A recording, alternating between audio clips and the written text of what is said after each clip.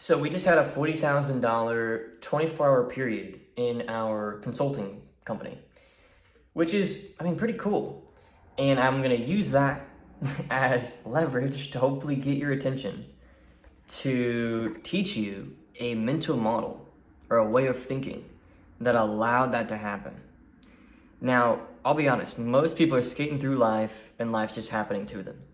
And then there's people like me where I'm going through life and I'm just creating my reality completely intentionally. And one of the frameworks that I'm using to do that is the framework I'm going to show you here in a second, which is called a cause and effect horizon. And this is something I actually learned from one of my earlier business mentors. For those of you who know Sam Evans, I learned it from him. And it really stuck and it really helped me, right? And I'm just going to share this framework with you, this mental model with you. And, I don't have to make content for our business to make the money it makes. We run a bunch of ads, and I really don't have anything to sell anybody on this channel. What we do is, pretty niche, right? So hopefully this is just a viable video. I want you to stick around for the whole thing if you can. I know it's gonna be pretty long, but I'm gonna take my time and really communicate cause and effect horizons so that you understand how I used them to build a business that can do 40 grand in a 24-hour period. And I didn't finish high school, okay? I was actually homeschooled and I didn't finish high school, all right? So it's even worse. I got right into business for myself. I didn't get a degree, you know what I mean? I didn't have really a lot, I just figured this stuff out. So if I can do it, you can do it, right? And so let's go ahead and get started with this thing. I have it sort of pre-made, ready to go on my whiteboard here. This is what a cause and effect horizon looks like, right? And after I explain the cause and effect horizon, and I'm gonna really take my time to explain it, I'm gonna explain how to, from a high level perspective, build, market, and sell an offer that, you can command a high rate for, and how to get people on your calendar to buy it, right? So I'm gonna explain first, cause and effect horizons, which is like the mental model I used to even make the decisions that led to the strategy, which is really underlying this. So I'll get to kind of strategy after. And by the way, I know people will be asking me for proof that we did 40 grand in sales. I'll just leave it in the description because my editor currently only does our short form stuff. I would put it on the screen otherwise. So, and I'll talk about the strategy after. So in this video, first I'm going to talk about cause and effect horizons. Second, I'm going to talk about strategy. So I'm going to go into offer, marketing, sales, delivery of that offer, and how to scale. So I'm going to do a lot in this video today. All right, so it's going to be a great video. And I really think it would be worth watching the whole thing if you really want to grow your business. Okay. So let's get into it.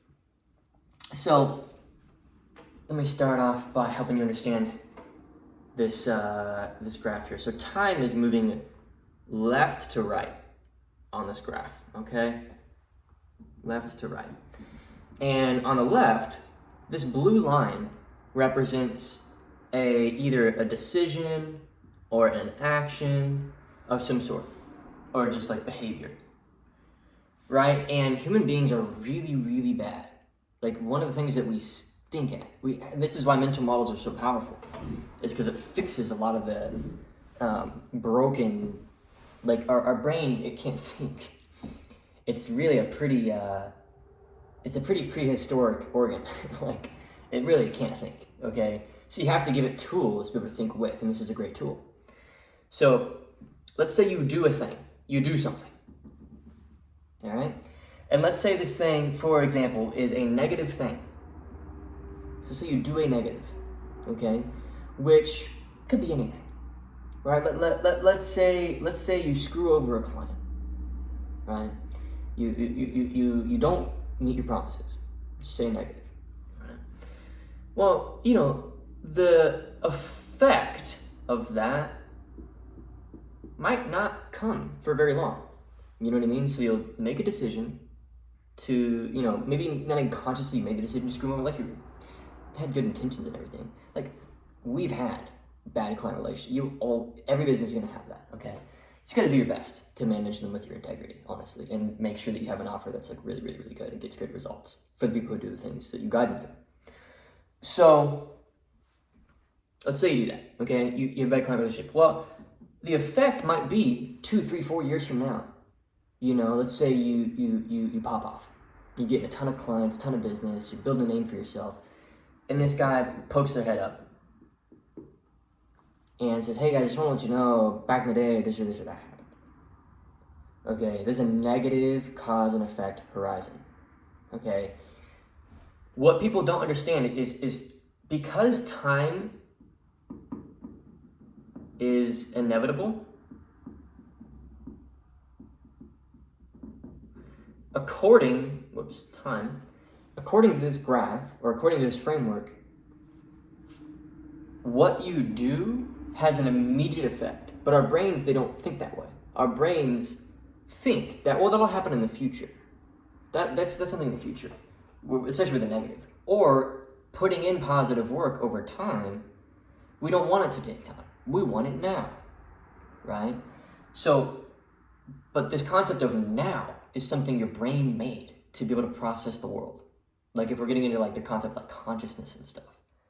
Time, you know, like God exists outside of time. Time is like something that we exist within. And it's linear for us. And you know what I mean? So I'm not gonna get too woo-woo on you because I want you to be able to like track with me here. But truly, if you forget time as a variable, your decisions have an immediate effect, right? But the problem is this horizon right here and our brain's inability to learn. Because our brains, they learn like this. This is our brain.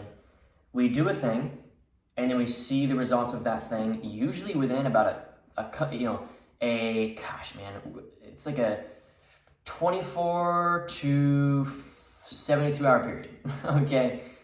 And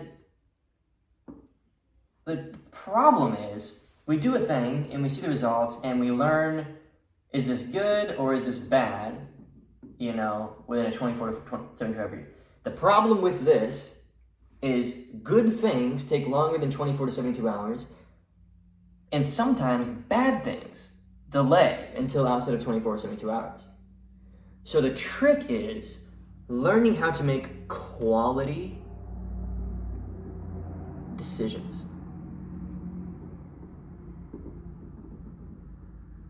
How do you make quality decisions? How do you actually look at the world and say, oh, I'm going to make an informed and good decision, right? I'm opening up a whole new branch to this video that I wasn't ready to go down, but I'm just going to stick it through. And if you're ready to stick it through with me, I'll stick it through with you, all right? So how do you make quality decisions? Well, quality decisions are ones that stack positive effects over a long-term time horizon. That's how we're going to define quality decisions. So quality decisions, as a definition, are things that stack positive effects. Okay? Positive effects. That's a quality decision. It's that simple. And we can get into like more of that, but I think usually it's pretty intuitive what a quality decision is. But in case it's not intuitive to you, what a quality decision is, or how to make good decisions. Let me talk about, because what is a good decision is so, I mean, there's a certain relativity to that based on your situation that'll make it impossible for me to communicate on this video.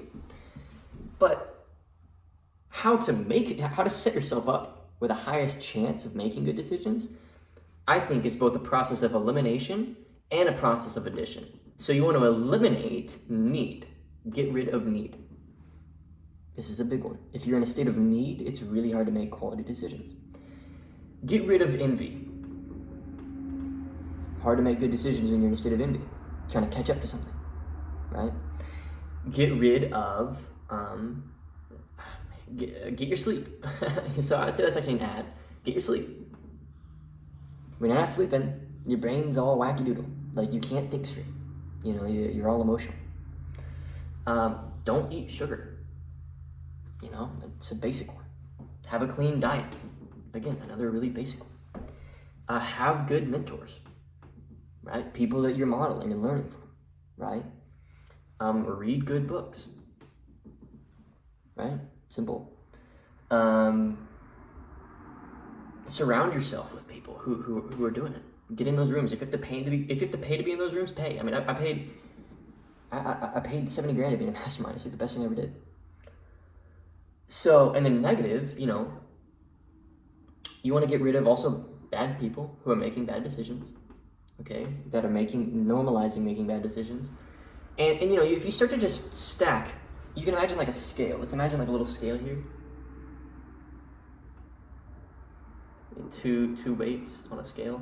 If you stack good positives that make better decisions easier and remove negatives, eventually the scale tips and you're just making better and better and better decisions over time. And that's, I mean, you know, because I got myself into environments of people who are succeeding, paid to be in masterminds, paid for coaches, paid for help, you know, because I read good books, because I had high standards for my life and myself and didn't want to settle. You know, I mean, I stacked positives in my brain that enabled me to make better decisions, and I removed negatives in my brain that made it hard to make good decisions. Have I still made bad decisions? Of course. Of course. I'm gonna make so many bad decisions, and you will too. But if your the whole point of this graph is if your good decisions outweigh your bad decisions, even by a factor of 1, right? So it's 51% good decisions, 49 bad decisions. Then you are, on some level, on a good trajectory. You're still on a good trajectory, even if it's just a 1% difference. And trajectory is what matters. Like, people don't think about trajectory. They think about what's happening today. They don't think about trajectory. But trajectory and the compounding force of time, that is how we're doing. That's how I just had a $40,000 day, right? I'm selling products that work to people that want them, making good decisions about my business, my marketing, and everything. So, and getting around people who know what they're talking about, because you have to just admit that you don't know what you don't know, right?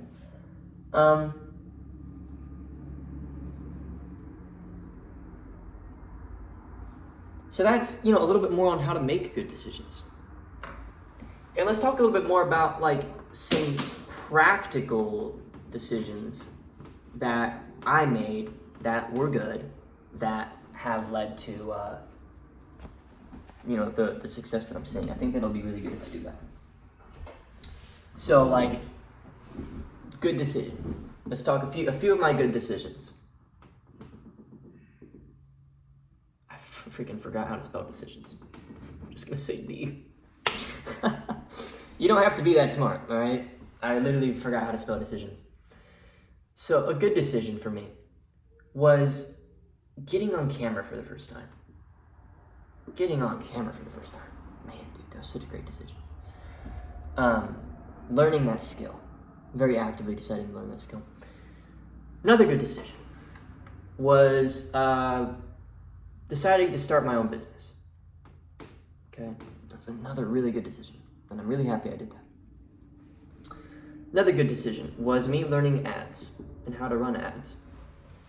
It was really intimidating, and I'm not a very, you know, I get really intimidated by like new softwares and stuff, you know.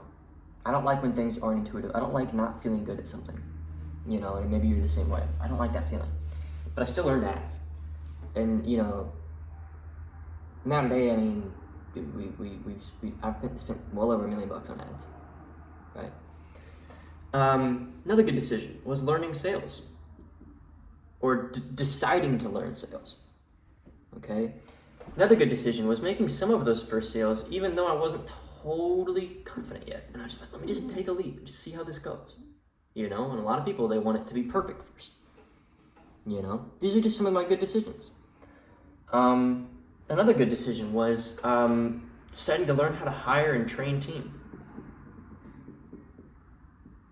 Because, I mean, honestly, I was so scared of hiring and training a team because I was like, there's no way that they'd want to work for me. Like, why would anybody want to work for me? And I was so wrong. So, like, The 40 grand that we've generated the past 24 hours was generated by my team.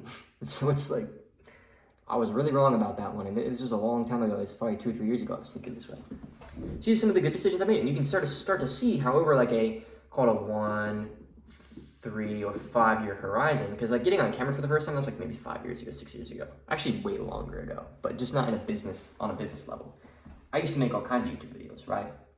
But I was really scared to like make business related videos, right? I mean, it's really nice now. I don't have to make content to make money, but I just really enjoy it. Like, I love making content and just sharing ideas with people. So you can see how these good decisions stacked over 1, 3, 5 years create positive effects in the future, right? Because these are all good decisions. So I've just stacked good decisions, and that's how I've done this. You know what I mean? But the problem is, people, again, their brain is learning in a short horizon. So how do you build in reward during this time right here, before it comes later? Before the effect comes, how do you build in a sense of reward so that you don't like burn out, so that you can stay on it, right? And this is actually something I learned from a book called The Power of Habit. And I read this a long time ago. I read this when I was probably 18. I'm 24 now. And it's this concept of a habit loop. It's actually very, very similar to this right here. So I'll just use it as a base.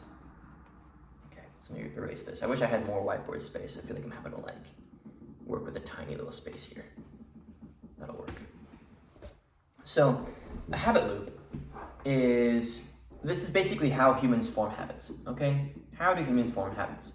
Because if you can habitualize the work and habitualize good decisions and habitualize stacking good decisions and stacking weights in your favor of making good decisions and stacking positive, this is how you like have a compounding positive effect out into the future, okay? But how do you actually habitualize doing the work? Well, this book, Power of Habit, says that habits are formed by cue, action, and reward loops. Reward. So, what you have to do is, in the meantime, when your business isn't paying off, which is most people, and I recognize that I've made it into like the upper echelon of business owners, which is weird, because all I've done is just, for many years, just made good decisions. It's that simple, you know what I mean? But habits are formed with cue, action, reward loops. So a cue is something happens in your environment, which sparks or inspires an action. And you take that action, okay, and maybe you're thinking of something in your life right now, maybe a negative or a positive, right? You take that action and there's like a reward to it, right? This is how you form like addictions, right? This is also how you rewire your entire life to stack good decisions over time, so you can have the cause and effect horizon mental model be in your favor and get time on your side, right?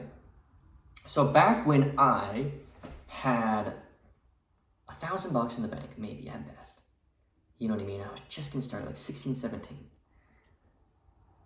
What I did was I would actually, every day that I deemed to be a good day of good long-term stacked decisions, which, by the way, another great framework, another mental model that I use, and I hope that I'm not draining you in mental models, is this. I'll erase this to make myself some space. This is called the 4 quadrants framework from Stephen Covey's book, 7 Habits of Highly Effective People, okay? And I'm gonna try to get this right.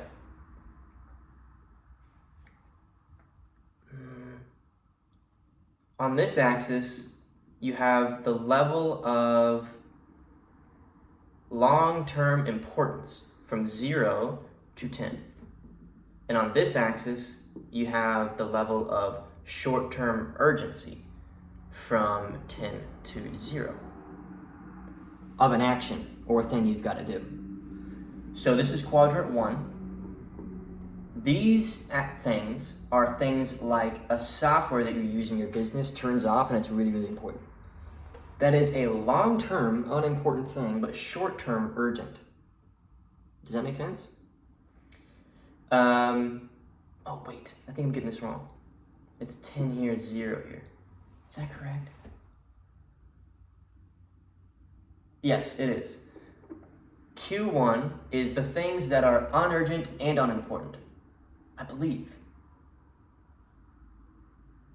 Let me look this up real quick. 1 second. I know I'm going to lose a lot of people here, so if you can stick with me, because this is, you can probably just skip forward on the video if you have to. But I really want to make sure that I get this right for you. 4 quadrants. So,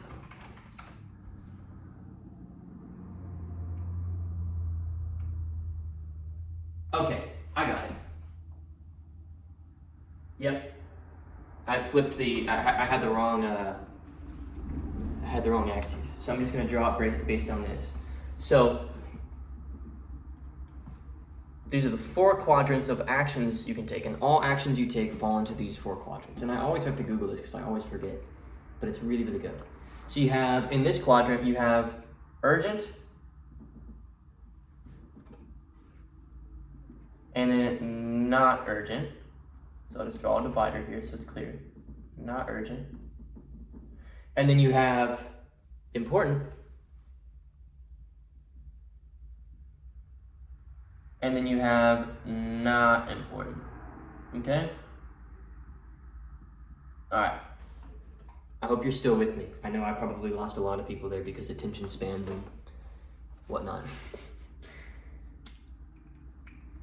So quadrant 1 activities are the urgent and important activities. Like I said, software goes out that you need, or a tax bill hits and it's got to get paid, or a team member leaves. And what can happen is in a lot of people's lives, they can't make good decisions because they're stuck in quadrant 1. Okay? So the whole idea of this graph here is to get out of quadrant 1 and get into, and you want to prevent quadrant 1. This is quadrant 3, quadrant 2, and quadrant 4. You want to build systems for quadrant 3. You want to build importance and focus your life on quadrant 2. These are the activities that build a thing long term. All those things that I just told you earlier about how to build an environment where it's easy for you to make decisions, those are all quadrant 2 activities. Making a decision, like learning how to get on camera, learning ads, learning sales, learning how to hire and train a team. All quadrant 2. I don't need to, but it's long-term important. And then quadrant 4 is the unurgent, unimportant. This is leisure, right? So urgent, important, taxes, software cuts out. And not important, urgent is stupid stuff, like your laptop dies, right? So it's not, you know what I mean? It's like, it's not, or you get a call from somebody that's like irrelevant, right? It's like stuff like that. So it's not even important, but it's taking your time, right? And then quadrant 4 is leisure. So what am I trying to say? Well, what I'm trying to say is before you get the positive effects of focusing on quadrant 2 activities, which are the long-term important, short-term not urgent activities, what you have to do is design reward into your life so that when you have the Q, which is you wake up in a day, the action is you have a good day, you focus on Q2 activities, the reward is baked in. And what I did was, and back to the point, and I know that I just took a really long time to get to the point here, is when I was just getting started, I would cut off the rewards of certain things that I would like video games, certain foods, and even there was this local coffee shop that I would go to. And I would actually, if I had a good day, which was a day where 80% of my time was quadrant 2 activities, okay? Then I would go and I would get this decaf latte, okay? It was a very sugary latte. And that would be my reward. Because I read in this book, The Power of Habit, that your subconscious and your conscious brain don't know the difference between a long-term reward and a short-term reward. And people are like, how do you learn to love the work? And I'll be honest, this is how you do it. Because your brain learns to love doing the work because you've been rewarding it for so long, and it's almost like you just wired into liking it. because it learns it's rewarding. But what's really cool is if you're working on meaningful projects like starting a business, eventually, because you're doing quadrant 2 activities, because you build habit loops into your life that make it easy for you to go through the hard season of getting it off the ground, or if you're trying to take a business that's already succeeding, you get to the next level. This applies to this too, right? Taking it from where it is now to another level where you're learning a lot of new unknowns and a lot of things that, you know, you're struggling through. Same thing applies, right?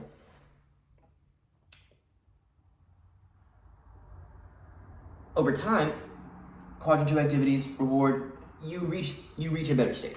I kind of lost my train of thought there a little bit, juggling a few mental plates as I explain these things. But that's how you do it. You know what I mean? That is how you do it, and that's how I've done it, right? And so I just focused on long-term important activities, and I built a life of long-term important activities, and I eliminate or delegate or build systems for quadrant 1 and quadrant 3, and I'm intentional with quadrant 4. And then over time, I make better decisions, I do better actions, which then creates a horizon that I can survive through because I'm artificially creating a reward that's meaningful for me. And then I end up having a greater effect in the future. And that's it. And you can apply this to anything, but when applied to business, that's how you have like $40,000 days. You know what I mean? And the reason why this is so untaught, I think, or so unspoken about, or people don't, they don't think about why they end up where they're at. I'll say it like this. Most people don't even realize why they end up where they're at because they're not conscious to this. They're not conscious to the effects of their decisions and behaviors, right? So if you can just become like, here's a good grand idea here. If you can just become like a student of this, just become like a student.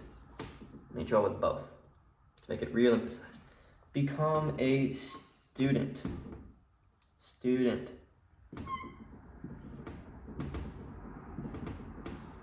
Student to this process and just observe it, right? And just be like, I'm just gonna do this and just see what happens. You could just become like a scientist. And you're like, all right, I'm gonna try to learn this thing. I'm just gonna see what happens. And there's a curiosity component to this whole thing. Just being curious. Where would I draw that? Curious about cause and effect horizons. And you just watch your life become a thing. And you know, if you really sit and let this sink in, nothing in your life becomes unconscious anymore. Every decision you make has a future cause, or a future effect, sorry. Every cause has a future effect. Nothing in your life becomes small. Everything feeds into everything. Everything you do creates your future. Right now, you're creating your future by watching this video, right? After this video is done, once it's over, and you turn off the thing, you're gonna go and you make other decisions, other behaviors. That's making your future, right? And you're gonna decide what that future is gonna become. And you just gotta be curious and just watch it. And I have watched it, and I've watched my business grow because of certain behaviors over the span of a year, go down because of certain behaviors, or stay where it is. I've watched certain months do well or certain days do bad. I've watched my business grow or my relationships get better or get worse, my fitness get better or get worse because of testing different decisions and behaviors over time, watching the effect over time, and being curious. And just being curious and being humble and accepting that I don't know what I don't know. You know, and when I start to think that I know it all, that's when I've lost it. Right? And that is so true, because when you think you know it all, you stop making the good decisions that create an effect in the future that is meaningful for you. Okay, so that was a lot, but I hope that it was meaningful, and I hope that that helped. So why don't we go ahead and talk a little bit of strategy.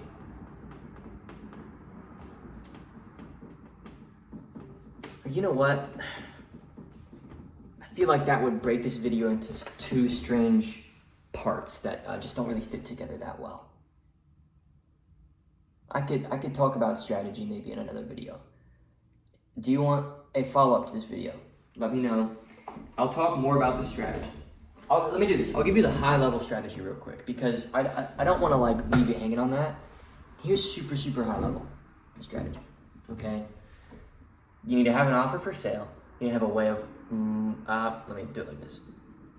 Every lead has really just three components: traffic, leads, and conversions. So you need to get a source of traffic going, whether it's organic or paid traffic. You have a way of turning those eyes and attention into leads, which is collecting their information and showing them some sort of a sales asset, right? Demonstrating something to them, right? And then conversions, right? So show them a sales asset, collect their information, right? And then conversions is obviously making the sale, okay? So that's when you hop on the phone and you enroll them into your thing. So our sources of traffic are, it's mostly ads, okay? So we run a lot of Facebook ads. The way we get our leads is we get their name, phone, and email. Now, let me say this right now. If you want to go to multiple 7 figures or 8 figures, this is what you do. If you just want to get to 7 figures, you don't need to do this. Honestly, you can do 7 figures with literally just an Instagram or LinkedIn page, okay? Which is the best way to do it. But this is what we do. I don't recommend you do this if you're going from 0 to 10 grand a month. This is way too complicated. But as you grow, you need less moving pieces, because scale, in some sense, is like when you scale a business. Let's imagine your business like a brick. If your brick has a crack in it, when you scale the business, that crack just gets bigger and bigger, right? So it just gets worse and worse and worse, right? So you need a system that's really tight and has like no moving pieces, right? And that's this system. And then conversions is after we get their email, phone, name, they watch a video and they can book a call, and then we enroll them into our program if they're the right fit. That's it. That's what we do, okay? Now there's obviously more to it, and I can go way more in depth. And I would actually love to go more in depth. So just let me know if that sounds good to you guys. And please do leave a comment if you'd like that. And moreover, leave your comments. Like, I want to hear your guys' thoughts. I want to hear if this has been a helpful video for you, because I'd love to make more like it, okay? So thanks for spending some time. This has been a fun one, and I'll see you in the next video.